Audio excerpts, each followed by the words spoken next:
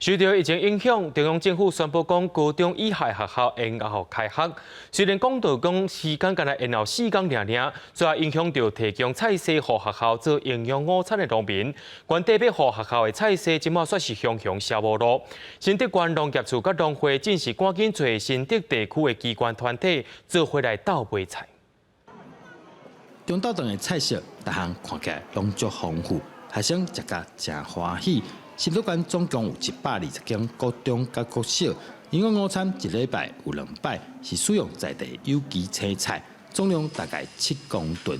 不过即马因为开学爱办4天，青菜有可能销无路。这因为疫情的关系呢，所以导致我们17到20号的原先计划性生产种植的那个有机蔬菜呢，没办法销售。即摆受到影响的青菜，原底按算17号开始采收，真侪外在早第顶个月就已经种落去。若是无照时间采收，恐惊会拍乱续落来种植。农会希望大家做伙来甲农民斗3工，以每公斤80元的价格来促销这一批大概3吨的我们的有机蔬菜，种类总共有10余种，我们采随机搭配也希望我们的各方的那个机关团体能够协助我们农民来共同度过这一难关。农会表示，原本的规划加减受影响，希望大家互相体谅，团结才通好度过疫情的冲击。